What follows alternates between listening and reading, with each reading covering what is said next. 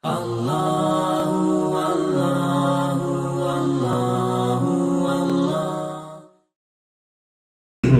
wa salatu wa salamu ala rasulillah amma ba'd.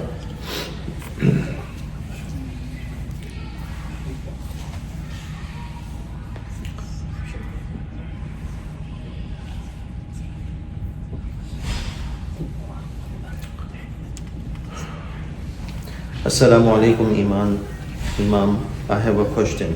Wa alaikum salam. Is listening to music halal or haram?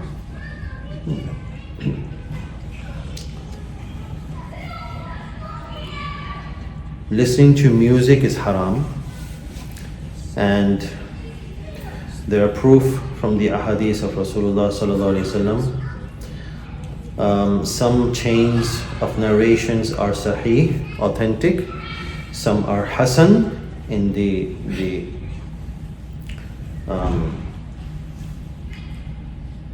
levels, because we know that in usul hadith the levels of ahadith, right, depending on the chains of narrations.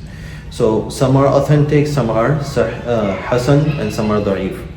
So those narrations that are da'if, and it from the other narrations that make authentic and hasan, right, it covers that up, and then that da'if becomes hasan, in that darajah of hasan goes up there. So khair, there are ahadith that mentions that music is haram, and I will mention some few. Abu Malik al-Ash'ari radiyallahu anhu reports that Rasulullah sallallahu alaihi wasallam said, there will appear people in my ummah who will hold adultery, silk, alcohol, and musical instruments to be lawful. This hadith is in Sahih al-Bukhari. So in the ummah of Rasulullah sallallahu alaihi wasallam, later people, after him, people will come that would make these things halal. They will say, yeah, it is permissible.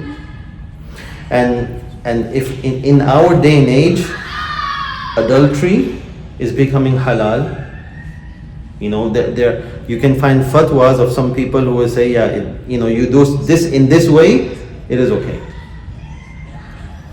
They try to make it halal, but it is not in reality, right? Number two, silk, alcohol will be alcohol with a different name. Or even though you will get some fatwas, unfortunately there are some people like that, they will say 1 or 2 sip or something, or maybe 1 pack, it doesn't make you intoxicated, so it is okay. And if that doesn't make intoxicated, it doesn't become haram. So these things are, you will find everything, right? For some people, kullu shay'in halal, everything is halal for some people, right? And they will find some verses from the Quran, they will find some ahadith from the Quran, but they will twist the meaning of it, and then they will just, it's sad.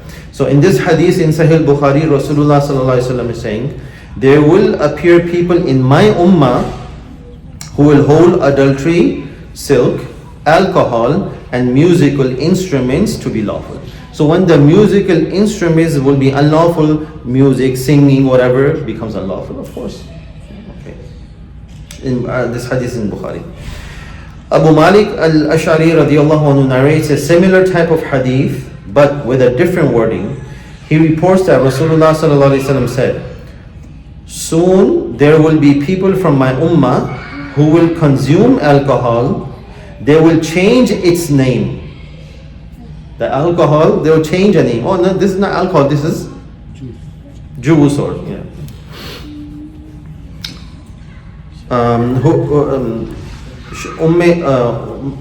There will be people from my ummah who will consume alcohol. They will change its name by regarding it permissible.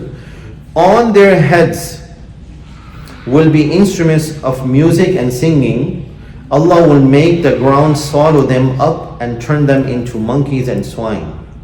This hadith is in Ibn Hibban, Sahih Ibn Majah, Sunan Ibn Majah, with a sound chain of narration. So this narration is correct as well. So there are many ahadiths regarding this. Do not go. Nowadays again people are saying, yeah, music is okay. What is wrong with music? The only music instrument that is permissible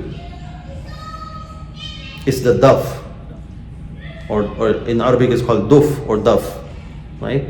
That used to be played in happiness, like marriages, in aqiqah, like the girls played that, and they were singing, not singing, but they were, reading the ashar. When Rasulullah sallallahu alaihi wasallam came to Medina first time, they welcomed him, right? And they were playing that. And in the days of Eidan, it is nowadays we don't have that practice, right? Like in marriages, we do have dancing and singing and music and all that, all this, But unfortunately, if we go by the sunnah, we can use that tambourine that is called daf. It's called tambourine, right? You can play that while reciting. They used to use it in when they used to go for expeditions and all that, right?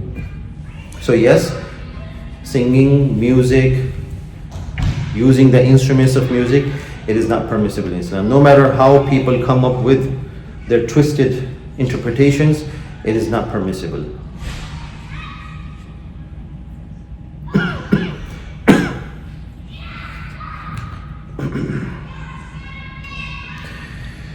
Assalamu alaikum wa rahmatullah wa alaikum assalam.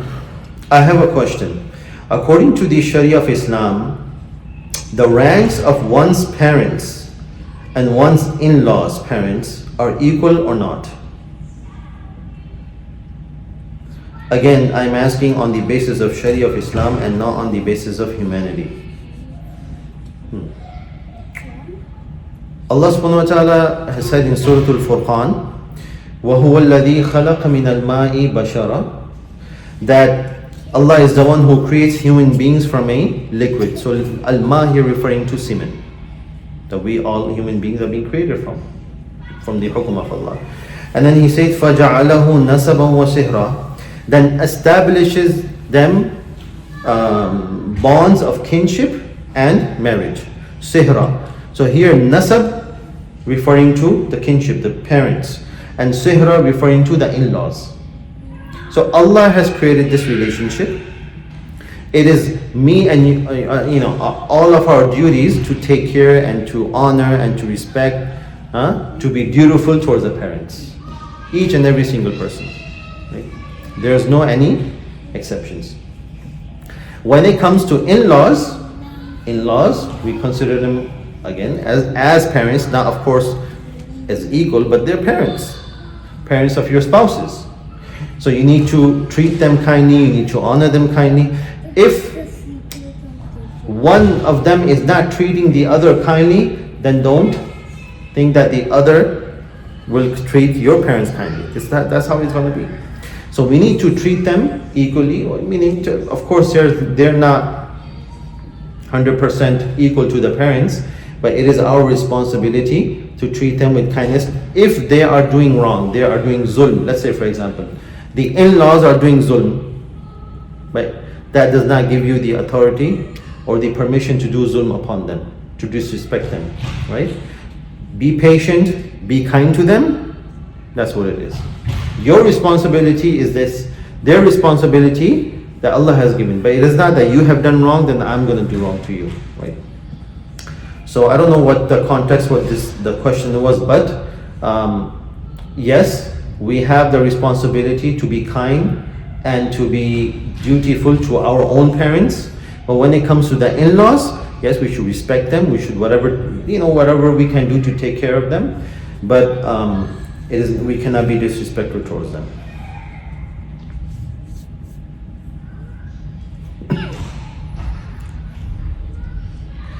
Assalamu alaikum wa rahmatullah. Is there a respectable way of disposing of pens used to write ayat and ahadith? It feels wrong to put them in the trash. There's no restriction or necessary guideline regarding to dispose pens. I mean, you can just throw it away. It doesn't matter. But if you do not feel comfortable, you can just wrap it up with something and then just put it underground, bury it. I mean, that's what I can say. But there's no any guidelines of anything such.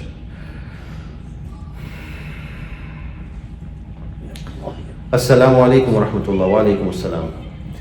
if a man gives his wife a court divorce, does that count as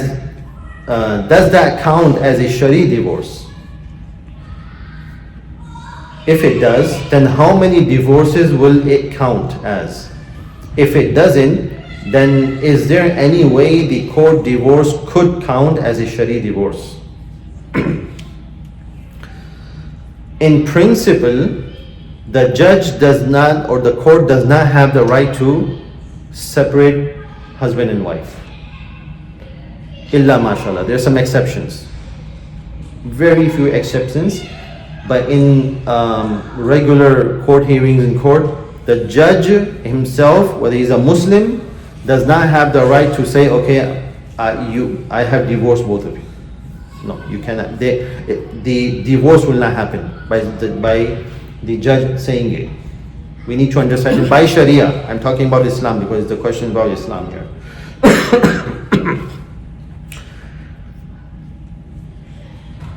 If the husband is signing that divorce paper and has the intention to divorce, then it will happen.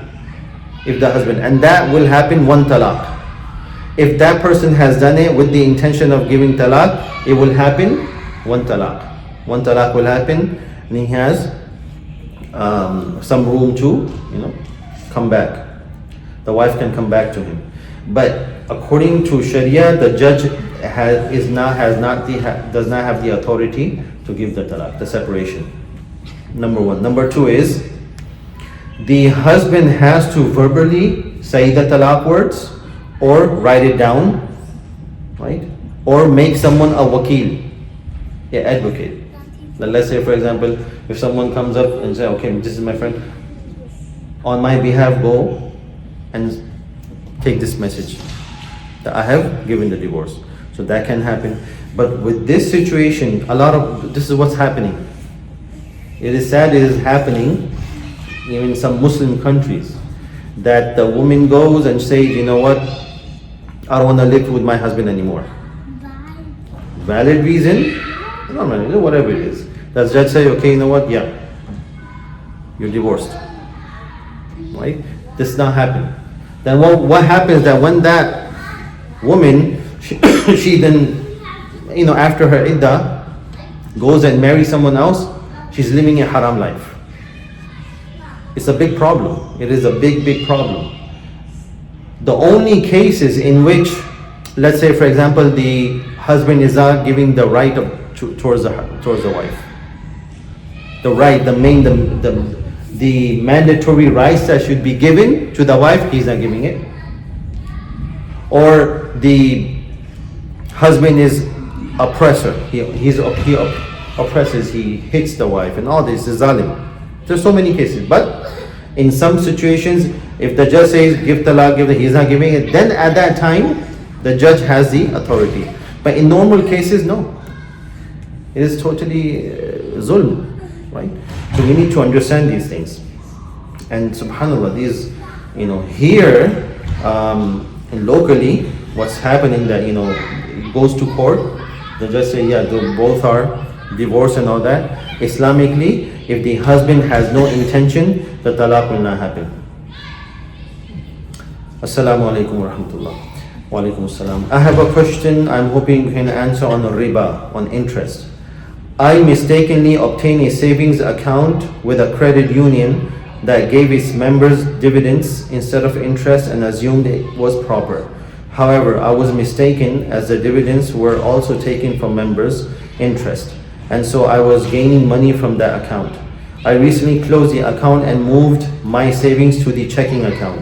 However, some of this money I have collected has been made from interest. What should I do with these funds? Please advise me as soon as you are able to. Jazakumullah. Well, whatever the money you attain for interest money, the extra money, just give it out to some poor without the intention of reward. Subhanakallah wa bihamdika, ashhadu an la ilaha illa anta astaghfiruka.